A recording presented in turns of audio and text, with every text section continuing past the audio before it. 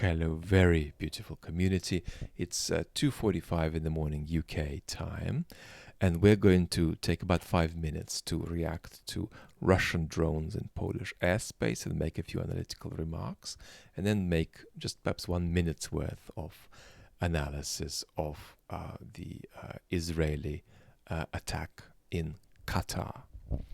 Now, it's very important that we don't listen to our primitive brains and start retweeting everything we see left, right, and center before a reliable source or two comes out with a confirmation. Now, we're hearing that Rzeszów Airport in Poland has been closed until the morning due to unplanned military activity in connection with Russian drones entering Polish airspace. But let's see what reliable sources are actually saying. Reuters, as of 2:45 a.m.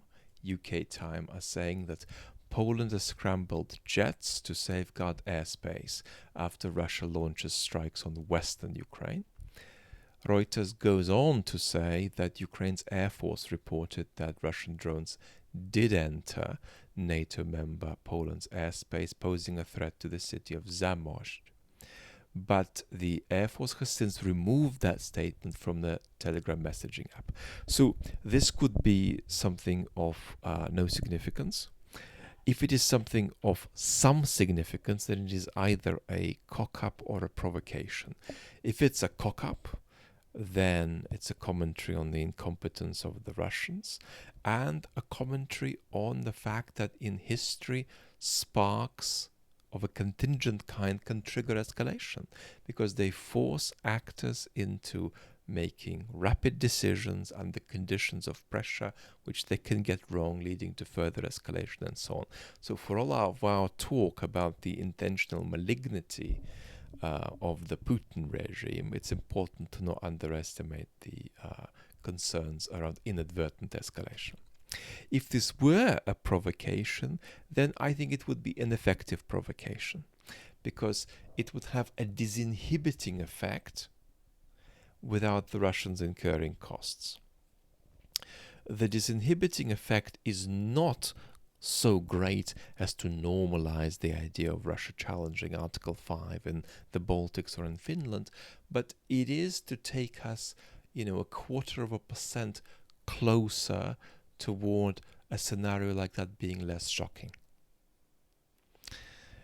Don't forget that my analysis remains that while the Kremlin is on course to challenge Article 5, we are unlikely on balance to see that in practice because history is likely to contingently steer us past that eventuality. But it doesn't mean that there isn't a default trajectory toward that direction. As you know, some commentators think that this is an alarmist view. Other commentators agree with it.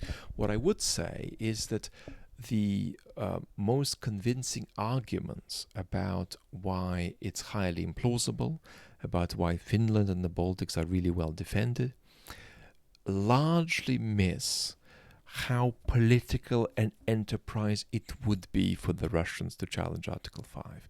The last thing the Kremlin wants today, will ever want, is an actual war with NATO. What the Kremlin may end up needing, if not wanting, is a low threshold challenge to Article 5. The purpose of which would be overwhelmingly political. It would not be to achieve military aims. It would be to destabilize Western democracies at home by revealing their incapacity. So the challenge for a lot of the accounts that make very good points about the implausibility of a Russian challenge to Article 5 is that they don't take seriously enough the notion of how political an enterprise that would be for the Russians, who do not want to necessarily achieve military aims and certainly do not want anything resembling an actual war with NATO. Now let's make a minute's worth of remarks on Israel and Qatar. What the BBC is running as of now is that Hamas claims that its leadership survived the Israeli attack on them in Doha while Trump claims that the US tried to warn Qatar. The reason I want to tie these two stories together is because they're about the same thing. They're about disinhibition. What Israel has done has a minor disinhibiting effect, normalizing the sort of thing the Russians are doing in Ukraine, normalizing the sort of thing the Chinese might do in Taiwan.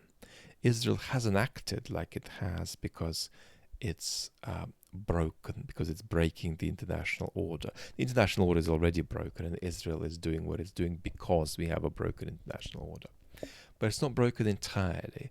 There are still pieces held together by sellotape, and actions like Israel's action have an accelerating disinhibiting effect, taking us closer to a world in which might is right is more purely the principle that dominates international affairs. And then the other disinhibiting effect is just revelation of Western weakness. We're going to find out what the involvement of the Trump administration was and how far they were aware, or involved.